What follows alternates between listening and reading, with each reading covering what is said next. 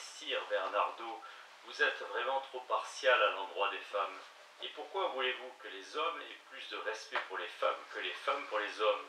Notre honneur ne doit-il pas nous être aussi cher que le leur l'est à elles? Pensez-vous donc que les femmes doivent blesser les hommes par des mots et par des bons tours en toutes choses et sans réserve aucune, et que les hommes doivent rester muets et encore les remercier?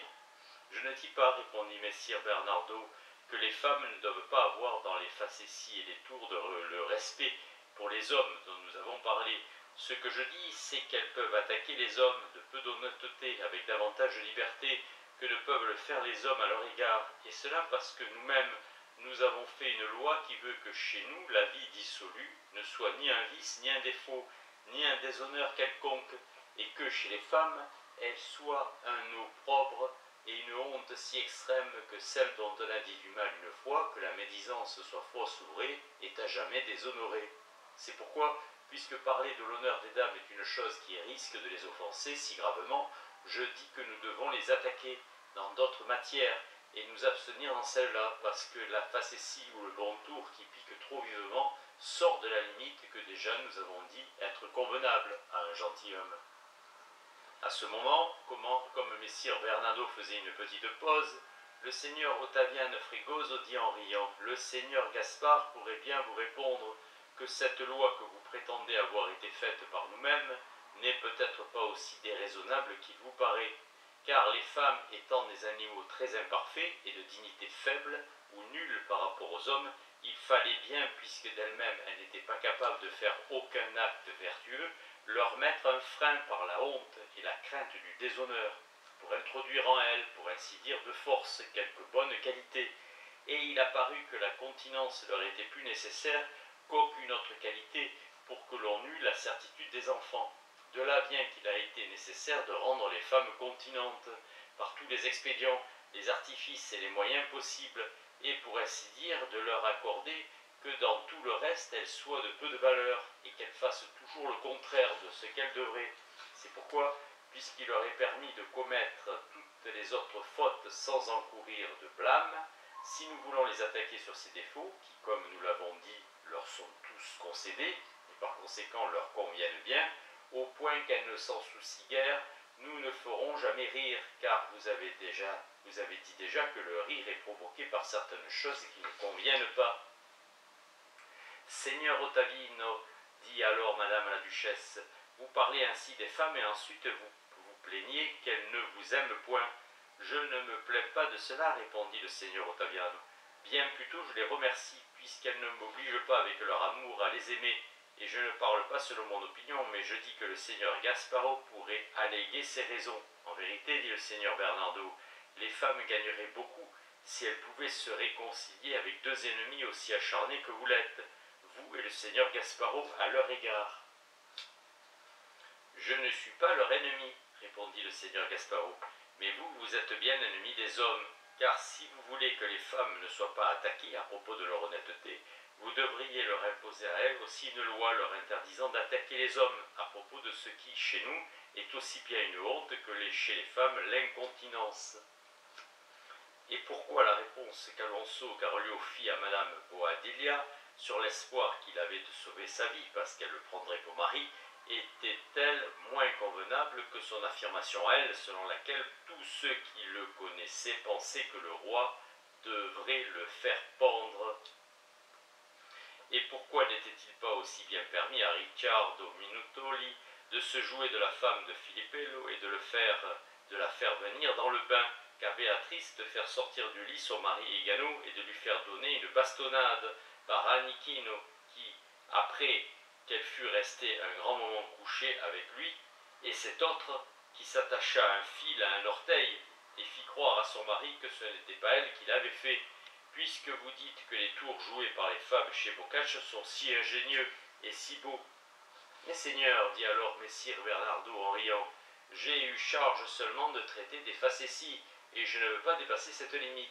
Je pense avoir déjà dit pourquoi il ne me semble pas convenable d'attaquer les femmes en parole ou en acte, à propos de leur honnêteté, et avoir donné pour règle à elles de ne pas toucher les hommes là où ils risquent d'avoir mal. Mais je dis que parmi les bons tours et les mots d'esprit, que vous avez cité, Seigneur Gasparro, celui que dit Alonso à Madame Boadilla, encore qu'il mette un peu en cause l'honnêteté, ne me déplaît point, parce qu'il est tiré de très loin et qu'il est si parfaitement caché qu'il peut se comprendre simplement, si bien qu'il pouvait le dissimuler et affirmer ne pas l'avoir dit à cette fin. Il en dit un autre que je juge très inconvenant. Alors que la reine passait par devant la maison de Madame Boadilla, Alonso vit la porte toute peinte avec des charbons et couverte de ces animaux déshonnêtes qui sont peints dans les auberges sous tant de formes. S'étant approché de la comtesse de Castagnac, il dit « Madame, voyez là les têtes des bêtes que chaque jour Madame Boadilla tue à la chasse. Vous voyez que ceci, bien qu'il s'agisse d'une métaphore ingénieuse, judicieusement tirée des chasseurs qui tirent gloire d'avoir de nombreuses têtes de bêtes attachées à leurs portes, est une bouffonnerie déshonnête. D'autant plus qu'il ne s'agit pas d'une réponse, car la réponse est quelque chose de beaucoup plus courtois, parce qu'il semble que l'on y soit provoqué, et on est forcé de la faire à l'improviste.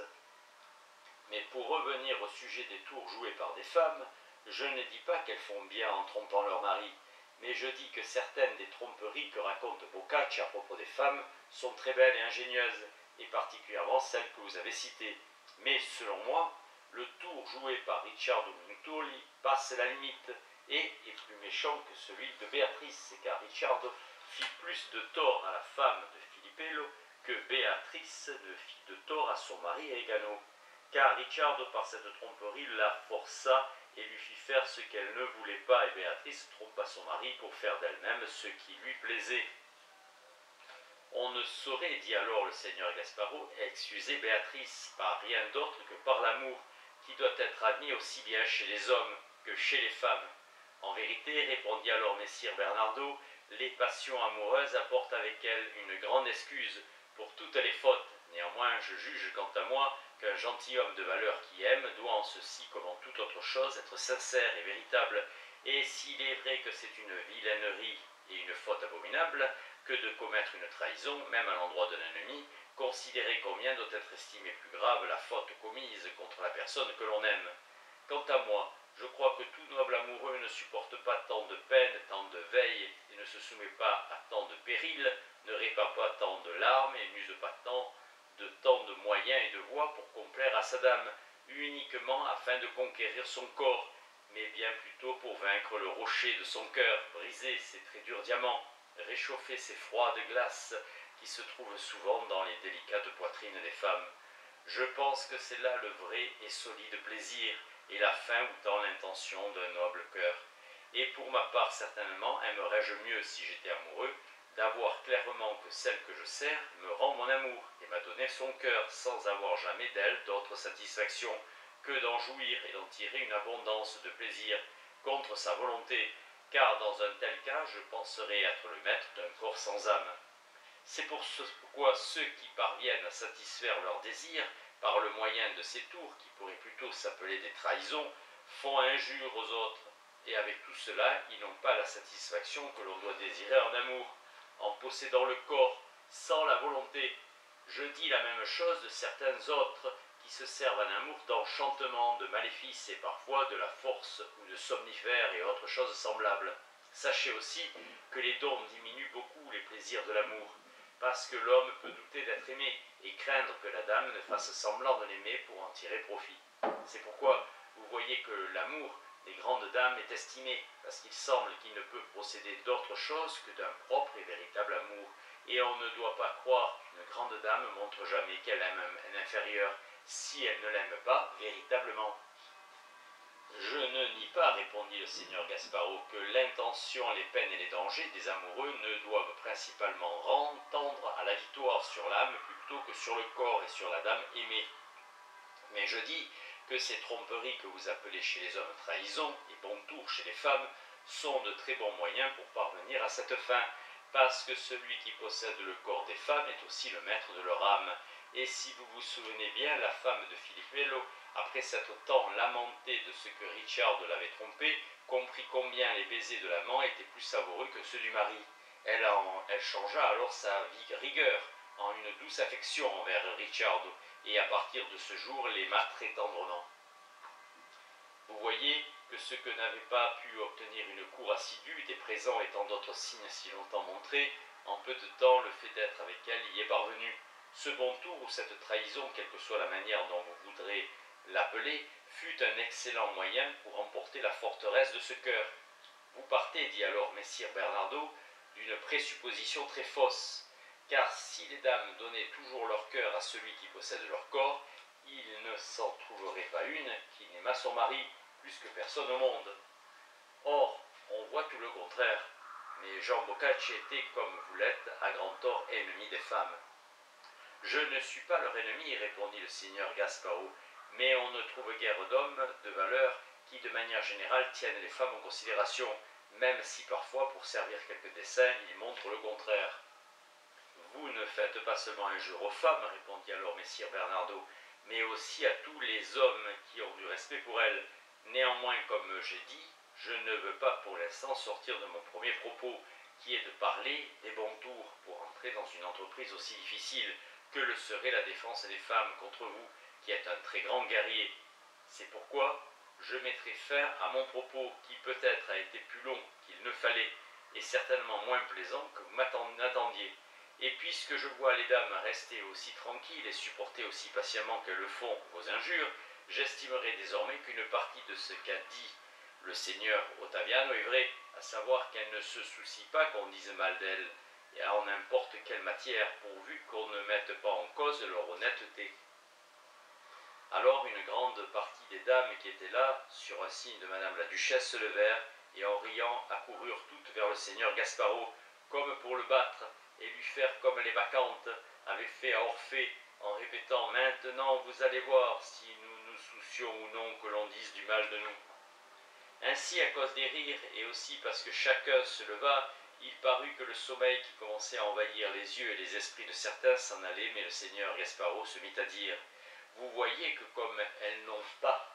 mes raisons, elles veulent user de la force, et de cette manière conclure la discussion en nous donnant brutalement congé. Vous ne vous en tirerez pas aussi aisément, répondit madame Emilia, car quand vous avez vu que messire Bernardo était fatigué par un long discours, vous avez commencé à dire beaucoup de mal des femmes, en pensant que vous ne seriez contredit par personne. Mais nous mettrons en lice un chevalier plus frais, qui combattra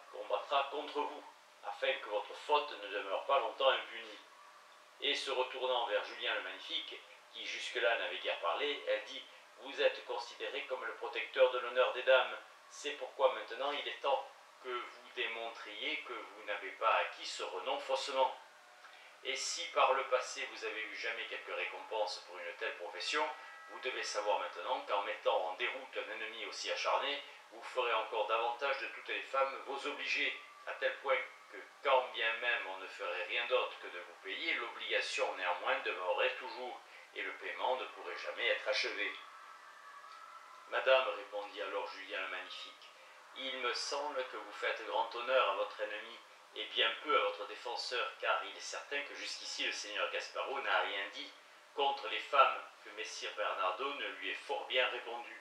Et je crois que chacun de nous sait bien qu'il convient aux courtisans d'avoir un très grand respect envers les femmes, et que celui qui est avisé et courtois ne doit jamais s'en prendre à leur honnêteté, ni en riant, ni en parlant sérieusement. C'est pourquoi discuter d'une vérité aussi manifeste, c'est en quelque sorte mettre en doute les choses les plus claires.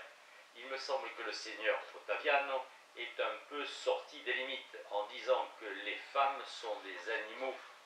très imparfaits, incapables de faire aucun acte vertueux, et qu'elles sont de peu ou d'aucune dignité au regard des hommes. Et parce que souvent on ajoute foi à ceux qui ont beaucoup d'autorité, même s'ils ne disent pas toujours complètement la vérité, voire même quand ils parlent par manière de plaisanterie. Le seigneur Gasparo s'est laissé entraîner par les paroles du seigneur Ottaviano, à dire que les hommes sages n'accordent aucune importance aux femmes, ce qui est très faux. Bien au contraire, parmi les hommes de valeur que j'ai connus, il y en a peu qui n'aiment et ne respectent les femmes, dont la vertu et par conséquent la dignité ne sont, selon moi, en rien inférieures à celles des hommes. Néanmoins, s'il fallait en venir à ce débat, la cause des femmes serait fort désavantagée, car ces seigneurs ont formé un courtisan si excellent et pourvu de si divines qualités, que celui qui voudra le considérer comme tel imaginera que les mérites des femmes ne peuvent atteindre ce point. Mais si la chose devait être égale, il faudrait d'abord que des personnes aussi spirituelles et aussi éloquentes que le sont le comte Ludovico et Messire Federico formassent une dame de palais, avec toutes les perfections qui appartiennent à la femme, comme ils ont formé le courtisan avec les perfections qui appartiennent à l'homme. À ce moment-là, je pense que si celui qui aurait à défendre leur cause était d'un esprit et d'une éloquence moyenne, avec l'aide de la vérité, il démontrerait clairement que les femmes sont aussi vertueuses que les hommes. Et même beaucoup plus, répondit Madame Emilia, et vous verrez ainsi que la vertu est féminine et le vice masculin. La dame di palazzo est l'équivalent féminin du cortigiano. Castiglione emploie cette expression de préférence à cortegiana, qui signifiait primitivement dame de cour, et qui déjà avait pris le sens péjoratif qu'on lui connaît encore. Alors le seigneur Gasparo se mit à rire, et se tournant vers messire Niccolo Frigio, il lui dit « Que vous en semble, Frigio ?» « J'ai pitié, répondit Frigio, du seigneur magnifique, qui, trompé par les promesses et les caresses de Madame Emilia, est tombé en l'erreur de dire ce dont j'ai honte pour lui. Vous aurez bien honte de vous-même, répondit Madame Emilia, quand vous verrez le seigneur Gasparo convaincu confesser sa faute et la vôtre, et demander un pardon que nous ne voudrons pas lui accorder. Alors, Madame la Duchesse dit, comme il est très tard, je veux que nous différions le tout jusqu'à demain, d'autant plus qu'il me semble bon de suivre le conseil du Seigneur Magnifique, à savoir qu'avant que l'on vienne à cette discussion, l'on forme une dame de palais, avec toutes les perfections de la même façon que ces seigneurs ont formé le parfait courtisan. Madame, dit à ce moment Madame Emilia, Dieu veuille que nous ne nous abaissions pas à donner cette charge à quelque sectateur du Seigneur Gasparo, qui nous formera une courtisane et qui ne saura faire rien d'autre que la cuisine et filer. C'est bien là son propre devoir, dit Frigio. Je veux, dit alors Madame la Duchesse, me fier au Seigneur Magnifique et qui, après l'esprit et le jugement qui sont les siens, imaginera, j'en suis certaine, la plus grande perfection que l'on puisse demander chez une femme et l'exprimera aussi bien par les mots, ainsi nous saurons quoi opposer aux fausses accusations du Seigneur Gasparo. Madame, répondit le Magnifique, je ne sais pas si votre décision est bonne de m'imposer une charge de telle importance, et dont, à la vérité, je ne me sens pas capable. Je ne suis pas, en effet, comme le comte et messire Federico, qui, par leur éloquence, ont formé un courtisan qui n'a jamais existé et qui peut-être ne peut exister. Toutefois, s'il vous plaît que j'ai cette charge, au moins que ce soit aux conditions que ces autres seigneurs ont eues, à savoir que chacun puisse me contredire quand il le jugera bon, car je verrai là une aide, et non pas une contradiction, et peut-être qu'en corrigeant mes fautes, on découvrira cette perfection de la dame de palais que l'on cherche.